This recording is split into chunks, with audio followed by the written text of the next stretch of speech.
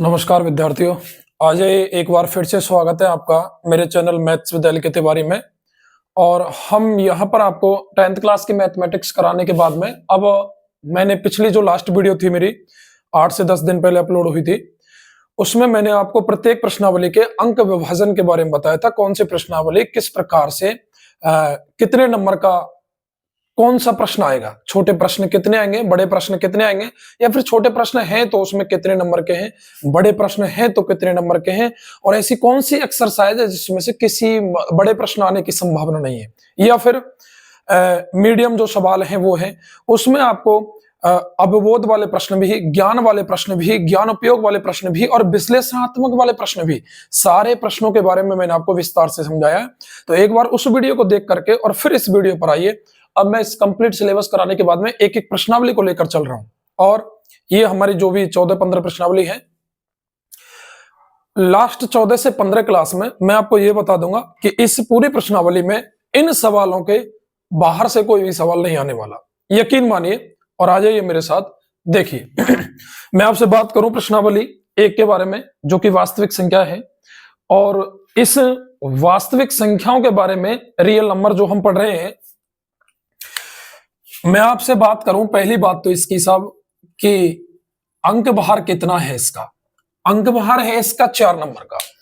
कितने का है साहब? 4 नंबर का। और यहां पर क्या करेंगे प्यारे साथियों, इसमें से 3 प्रश्न पूछे जाएंगे। मैं दोबारा से देखो रिपीट कर रहा हूं इन अंक विभाजन को भी, वीडियो में शुरू में ही 3 प्रश्न पूछे जाएंगे। उन 3 प्रश्नों में 2 प्रश्न ऐसे होंगे जो छोटे छोटे होंगे। मैं एक बार याद दिला दूं आपको कि 33 से 34 नंबर के प्रश्न प्रत्येक सब्जेक्ट में, 33 से 34 नंबर के प्रश्न प्रत्येक सब्जेक्ट में छोटे छोटे पूछे जाएंगे। जैसे शुरुआत के 12 तो एबेसेड है, फिर 7 खाली जगह, फिर वही 8 से 10 छोटे क्वेश्चन। ये पूरा जो प्रकरण है आपका, जो अर्धवार्षिक पैटर्न पर जो पेपर आ रहा है, आपका अर्धवार्षिक जो एग्जाम लिए जा रहे हैं अभी, जो संपूर्ण राजस्थान का एक ही एग्जाम लिया जा रहा है। अब से पहले जिलेवार एग्जाम होते थे, अब पूरे राजस्थान का एक ही एग्जाम है। तो उसमें जो पैटर्न आ रहा है ना आपके एग्जाम का, वो ही पैटर्न आपके बोर्ड एग्जाम में रहने वाला है। तो 33 से 34 यदि एक सब्जेक्ट में है तो 6 सब्जेक्ट में कंप्लीट 33 से 34% आपकी तो ये बन गई, यदि आपके प्रत्येक प्रश्नावली का छोटा छोटा मैटर क्लियर है। अब आ जाइए 1-2 नंबर का प्रश्न पूछा जाएगा। अब एक प्रश्नावली में ऐसी एक प्रमेय है, √2, √5, √7, ये एक अप्रमेय संख्या है, ये हमको सिद्ध करना होता है। मैं ये कह रहा हूं ये प्रश्न थोड़ा सा बड़ा हो जाता है, फिर भी यदि आपको ये प्रश्नों के ऊपर कोई ऐसा विश्वास है कि नहीं सर ये ही प्रश्न पूछे जाएंगे, तो आप मेरी जो पहली प्रश्नावली मैंने कराई हुई है वहां पर जाकर के, और मैंने इनको 2 तरीके से करवा रखा है इन प्रश्नों को। कितने तरीके से साहब? 2 तरीके से। एक छोटा तरीका है, शॉर्ट मेथड है, एक थोड़ा बड़ा मेथड है। नंबर दोनों के सेम ही मिलेंगे, मैं बोल कर चल रहा हूं आपको, क्योंकि ये कोई 1 वर्ष का अभ्यास नहीं है, ये कम से कम 12 से 13 वर्षों की तपस्या का फल है कि आपको सब कुछ एज इट इज बता दे रहा हूं। पिछले जो एग्जाम था बोर्ड का, उस बोर्ड के एग्जाम में भी मैंने एक वीडियो बनाई थी 12 से 15 मिनट की, वहां भी 70 से 80% पेपर कंप्लीट फंसा था। प्रश्न ये बता रहा हूं मैं आपको, कम से कम 30 से 32 नंबर के तो प्रश्न फंसे थे एज इट इज।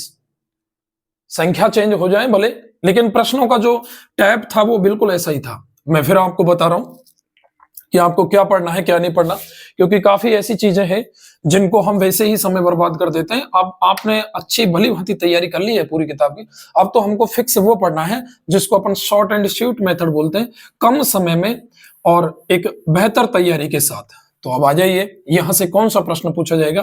पहली बात तो यह है साहब कि इसमें छोटे छोटे जितनी भी लाइन है, जितनी भी आपके गुरुजन ने लिखवाई है, वो सब के सब याद होनी चाहिए। जैसे कुछ लाइनों के बारे में मैं बता रहा हूं, और पहला जो मैं बता रहा हूं वो आप सुनिए। ये एक कथन है, एक प्रमेय है, एक सार्वभौमिक कथन है कि यदि मैं 2 संख्या लूं, यानी कि प्रथम संख्या इंटू द्वितीय संख्या, इन दोनों संख्याओं को लूं साहब, इन दोनों का गुणनफल इन्हीं संख्याओं के लेसे और मैसे के गुणनफल के बराबर होता है।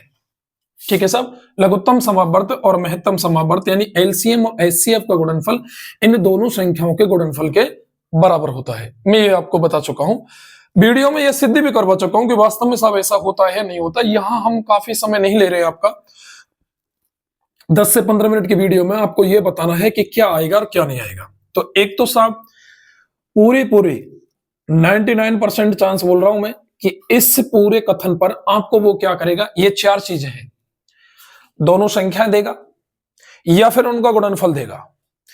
अब आपसे ले से देगा तो वो में से पूछेगा, और वो में से देगा तो आपसे ले से पूछेगा। फिर क्या हो सकता है, ऐसा भी हो सकता है कि वो ले से और में से का गुणनफल दे दें आपको।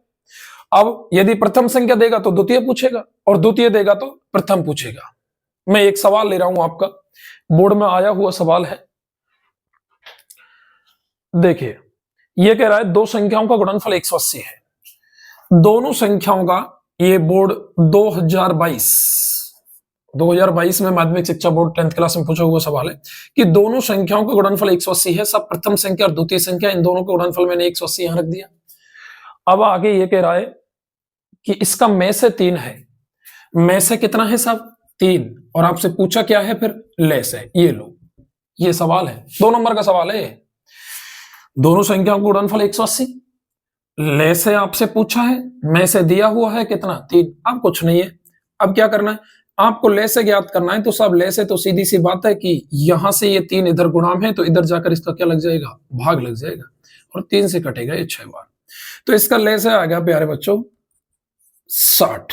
कितना आ गया, 60। यानी ऐसी दो संख्याएं जिनका गुणनफल 180 है, जिनका में से हमको 3 दिया हुआ था, उसका ले से कितना है, 60। ये 2 नंबर का ऐसा प्रश्न पूछा जाएगा आपसे। ये 2 नंबर में जो मैं बात कर रहा हूं ना, लघुत्तरात्मक प्रश्न लिख रखा है आपके जो पेपर बोर्ड में सेट किया हुआ है अंकभार, तो उसमें लघुत्तरात्मक का नाम दिया हुआ है। लघुत्तरात्मक मतलब यही है, इतना बड़ा ही। वो जो सिद्ध करो √5 एक अपरिमेय संख्या है, वो थोड़े बड़े प्रश्न हो जाते हैं, फिर भी आप कर लेना उनको, क्योंकि वो तो सबके रटे पटे रहते। अब 1-2 सवाल ऐसे में और लेता हूं आए हुए इसी आधार पर।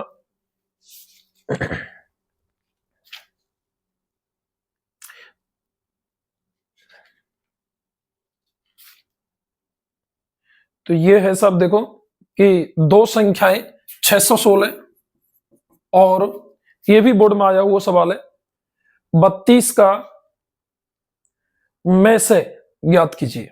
616 और 32 का में से। अब देखो ये दोनों संख्या है, इनका में से ही पूछा है आपसे, 616 और 32 का में से। अब यहां इसका कोई मतलब नहीं है, इसमें सीधे सीधे हम क्या है, पहली प्रश्नावली में अभाज्य गुणनखंड करते हैं। तो 616 के अभाज्य गुणनखंड कीजिए, 32 के अभाज्य गुणनखंड कीजिए। अब अभाज्य गुणनखंड जैसे इसमें सबसे पहले अपन वही 2 का भाग देंगे, 2 3 6 2 8 16। फिर यहां फिर 2 का भाग देंगे, 2 एकम 2 2 पंजे 10 और 2 चौका 8। फिर 2 का भाग देंगे, 2 7 14 और 2 7 14। फिर 7 का देंगे 11 बार, और फिर 11 का देंगे 1 बार। कुछ नहीं है, देखो सबसे पहले सबसे छोटी अभाज्य संख्या का भाग देकर देखते हैं। 2 का भाग 6 में 3 बार, फिर यहाँ 1 में जाता नहीं है, 16 0 और 2 8 16। फिर 2 का 2 एकम 2 1 बचा, 2 पंजे 10 2 चौका 8। फिर 2 का भाग देंगे, 2 एकम 2 1 बचा, 2 पंजे 10 और 2 चौका 8। अब यहां पर क्या है 2 का भाग फिर जा रहा है, 2 7 14 1 बचा, 2 7 14। अब 2 का भाग नहीं जा रहा है, क्योंकि इकाई अंक कोई सम संख्या नहीं है। ठीक है, इकाई अंक 0 या सम संख्या होती है तो भाग जाता है। 7 का भाग देंगे तो ये हो जाएगा आपका 11 बार जाएगा। फिर 11 का भाग देंगे तो कितनी बार जाएगा, 1 बार जाएगा। ये पूरे के पूरे 616 के अभाज्य गुणनखंड हो गए। अब अपन 32 के करेंगे, तो 2 का भाग यहाँ कितनी बार गया, 2 एकम 2 और 2 छकी 12 16 2 32। फिर 2 का भाग 8 बार, फिर 2 का भाग 4 बार, फिर 2 का भाग 2 बार, फिर 2 का भाग 1 बार। ये इनके अभाज्य गुणनखंड हो गए। अब में से क्या होता है साहब, में से कुछ नहीं होता। इन दोनों संख्याओं में आप ये देखिए कॉमन क्या है, वो में से है ओवेनिस्ट। ओवेनिस्ट का मतलब जो सभी जगह उपस्थित हो।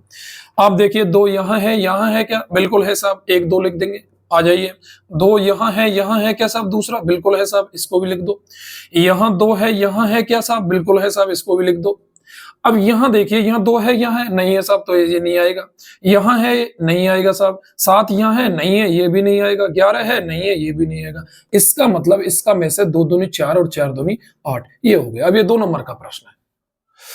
इनको आपको कोई समस्या आने वाली है नहीं, या तो इस प्रकार से सवाल, या फिर इस प्रकार से आपसे कोई पूछेगा, या फिर डायरेक्ट ही आपको बोल देगा कि भाई ये 2 संख्या हैं, जैसे 88, 77, 85, कोई भी 2 संख्या देकर के और आपको उनका अभाज्य गुणनखंड करवा लेगा। ज्यादा समस्या वाली बात है ही नहीं। यही आपके 2 नंबर के सवाल बनेंगे। अब बात 1 नंबर की आती है, तो मैं कुछ पॉइंट आपको नोट करवा देता हूं, वो पॉइंट आप ध्यान रखना। उन्हीं में से 100% में जो आप 5 से 7 पॉइंट लिखवा रहा हूं, वहीं से एक एक नंबर के 2 प्रश्न आपसे पूछे जाएंगे। तो आप नोट कर लीजिए, भले ही मैं जो नोट करवा रहा हूं आपको, और यदि नहीं कर सकते तो आप स्क्रीनशॉट भी ले सकते हो इसका। तो देखो, पहला जो प्रश्न है वो है एक अंक गणित की आधारभूत प्रमेय। पहला जो आपको पॉइंट नोट करना है, अंक गणित की आधारभूत प्रमेय।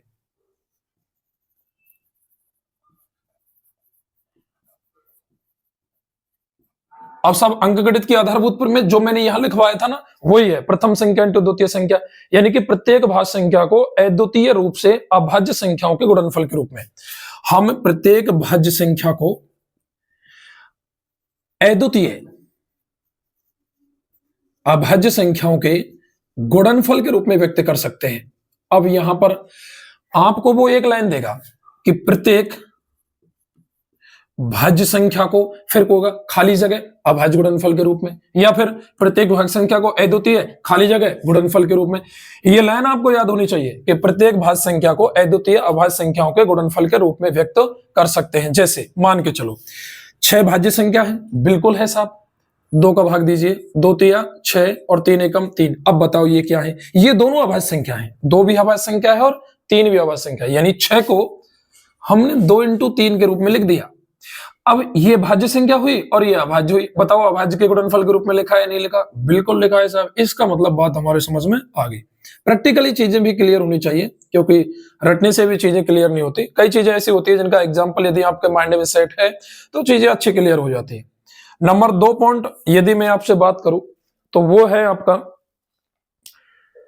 कि किन्हीं दी हुई संख्याओं के सबसे बड़े समावर्त को उन संख्याओं को क्या कहते हैं? में से सबसे बड़े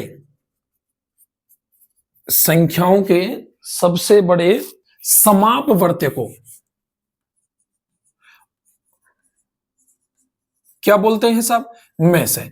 यदि कोई छोटे की बात करे, किसकी बात करें? छोटे की, तो उसको क्या बोलते हैं? ले से। ध्यान रखना दूसरी लाइन क्या है, दी गई संख्याओं के सबसे बड़े समापवर्त को बोलते हैं अपन में से महत्तम समापवर्त, बड़ी से बड़ी संख्या होती है।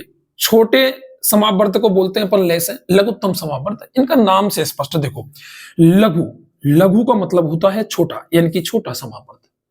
महत्तम यानी बड़े से बड़ा, इसका मतलब होता है में से। ठीक है, तो इनके नामों से भी आप अंदाज लगा सकते हो। तीसरी लाइन जो है आपकी वो क्या है?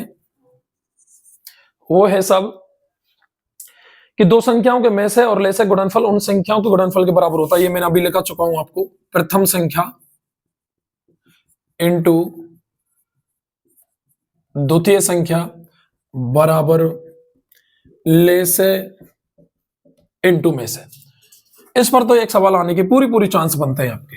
ठीक है, मैं बता रहा हूं, या तो इसको खाली जगह में पूछे या फिर इस पर सवाल पूछे। 101% है, ये तो फिक्स है आपका। ये तो मान के चलो आपके 1-2 नंबर क्लियर है। दी गई संख्या में प्रत्येक अभाज्य गुणनखंड की सबसे बड़ी घात, दी गई संख्याओं में संबद्ध प्रत्येक अभाज्य गुणनखंड की सबसे बड़ी घात का जो गुणनफल होता है वो क्या होता है साहब? एलसीएम होता है। सबसे बड़ी घात का,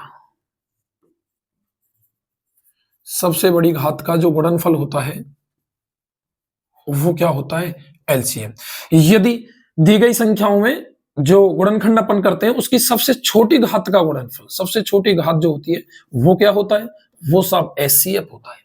मैं फिर बोल रहा हूं, दी गई संख्याओं में जो गुणनफल अपन अभाज्य गुणनखंड करते हैं उनमें सबसे बड़ी घात का जो गुणनफल होता है वो तो एलसीएफ, सबसे छोटी घात का गुणनफल होता है वो क्या होता है? एचसीएफ होता है साहब। अगला पॉइंट 5वां, परमेय और अप्रमेय संख्याएं जो मिलकर रहते हैं, परमेय और अप्रमेय यानी रेशनल और नॉन रेशनल संख्या जो होती है, परमेय प्लस अपरमेय, ये दोनों संख्याएं मिलकर साहब वास्तविक संख्याओं का निर्माण करती है, रियल नंबर। कैसी संख्याओं का? वास्तविक संख्या। परमेय जिनको अपन अंश बटा हर के रूप में लिख सकते हैं, जहां हर इज नॉट इक्वल टू 0, हर का मान 0 नहीं होना चाहिए।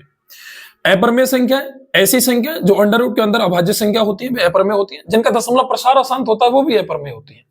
अगर इन दोनों संख्याओं को मैं जोड़ूं तो वो किसका निर्माण करती है? वास्तविक संख्या। वास्तविक संख्या की परिभाषा भी ये होती है, परमेय और अपरमेय संख्याओं के संयुक्त रूप को, सम्मिश्रण को, समुच्चय को, समूह को, सेट को क्या बोलते हैं? वास्तविक संख्या। अगला पॉइंट देखिए सब, अगला पॉइंट नंबर 6, यानी कि ये सवाल 2022-23 में देखो आया है, जो मैं पॉइंट अब आपको लिखा रहा हूं ये 2022-23 में आया हुआ है। क्या है देखिए, 3 + 2 √ 2, 3 + 2 √ 5, एक खाली जगह है। अब ये कैसी संख्या है? मैं आपको लिख दूं 7 + 5 √ 7, 9 + 6 √ 2, ये क्या है? ये सब के सब अपरमेय संख्या है। अरे ये अपरमेय संख्या है या नहीं? बिल्कुल है साहब। अंडर रूट के अंदर अभाज्य संख्या जहां देखिए वहीं वो क्या है? अपरमेय संख्या। अब इनके साथ में आप कैसी भी संख्या जोड़ लो, ये तो सब कैसी कहलाएंगी? अपरमेय संख्या कहलाएंगी। क्योंकि हमारा माइंड भी तुरंत रिएक्शन करता है। बताओ 7 + 2 कितना हुआ? 9 हुआ। अब बताओ 7 + √2 कितना हुआ? पता नहीं साहब। तो जो पता नहीं वो ही क्या है? अपरमेय संख्या। ठीक है। अब अंडर रूट के अंदर कोई भी संख्या आपको लिखकर दे दे, अकेला, ये तो इसके साथ लिख दिया, जैसे अकेला दे दे √7, √11, √17। अभाज्य संख्या अंडर रूट के अंदर लिखी हुई है वो अपरमेय होंगी। ध्यान रखिए, अंडर रूट के अंदर अभाज्य संख्या कैसी होंगी साहब? अपरमेय होंगी। अगला पॉइंट क्या है आपका? आपसे कोई पूछ ले, चलो मैं आपसे पूछ लेता हूं कि सब एक कैसी संख्या है? एक, सिंगल एक। 7वां पॉइंट, एक सब परमेय संख्या होगी, क्योंकि मैं एक को 1/1 के रूप में लिख सकता हूं, भाग और गुणा के रूप में। मैं क्या बोल रहा हूं साहब? भाग और गुणा के रूप में जो एक होता है वो कोई फर्क नहीं पड़ता। आप एक का किसी संख्या में भाग दे लो, गुणा कर लो, कोई फर्क नहीं पड़ेगा। यानी कि एक कैसी संख्या है साहब? परमेय संख्या है। ये साहब मैंने छोटे छोटे प्रश्नों के बारे में बात की। यहीं से आपसे 1-2 प्रश्न आएंगे। कितने प्रश्न आएंगे? 2 प्रश्न। और दोनों जो प्रश्न होंगे आपके वो होंगे सब 1-1 नंबर के। कितने नंबर के? 1-1 नंबर के। या फिर आपसे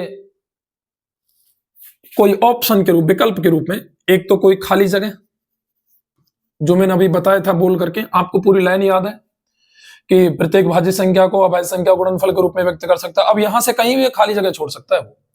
जहां से भी खाली जगह छोड़ेगा, आपको यदि ये चीज याद है आप तुरंत भर दोगे। और खाली जगह में भी देखो क्या है, उसमें लिखा आता है कि इसमें ये आएगा, ये आएगा। 2 चीज लिखी होती है, अगर आपको थोड़ी सी भी याद है तो आप 1 भर देंगे। एक खाली जगह और एक विकल्प। ये 2 नंबर तो ये हो गए, और 2 नंबर का एक लघुत्तरात्मक प्रश्न ये हो गया। और लघुत्तरात्मक से मैं बता रहा हूं फिर, LCM इंटू HCF बराबर प्रथम संख्या इंटू द्वितीय संख्या। यहां से फिक्स है साहब, सब कुछ फिक्स है आपके बोर्ड का। प्रश्न भी फिक्स है उनके, कुछ एक प्रश्नावलियों में तो। ठीक है, तो मैंने ये आपको चीजें बात की आज एक प्रश्नावली के बारे में। छोटी छोटी वीडियो अपलोड करूंगा, ज्यादा समय खर्च नहीं करते हुए। और आपको यदि अंडर रूट के अंदर की जो संख्या है, जैसे √2 एक अपरमेय संख्या, √5 एक अपरमेय संख्या, उसका वास्तव में छोटा रूप यदि सिद्ध करना है और अच्छी तरह से समझने, तो आप इसमें मेरी जो भी मैं वीडियो डालता हूं इसके डिस्क्रिप्शन में मैं प्लेलिस्ट की लिंक डालता हूं।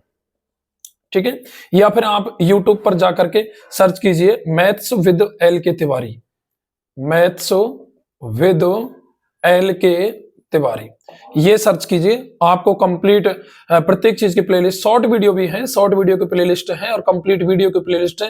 लास्ट ईयर आने वाले प्रश्न जो थे वो मैंने सॉल्यूशन करा रखे हैं, पिछले साल के ही पड़े हैं वो वीडियो में, उनको भी देखो।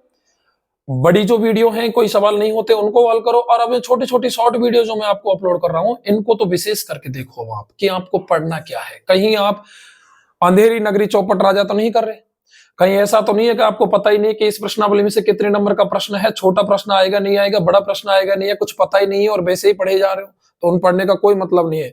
आप स्मार्ट स्टडी करोगे, आप क्या करोगे साहब? Smart study. किससे कहते हैं स्मार्ट स्टडी? ये है कि आप जिस चैप्टर को खोलकर बैठे हो उसका प्रत्येक आपको पर्याप्त ज्ञान होना चाहिए कि इस प्रश्नावली में से या इस पाठ में से, भले कोई सी सब्जेक्ट हो, मैथ से मतलब नहीं है। ठीक है, धन्यवाद साथियों मेरे साथ देने के लिए। बहुत बहुत आभार आपका। जय हिंद, जय भारत।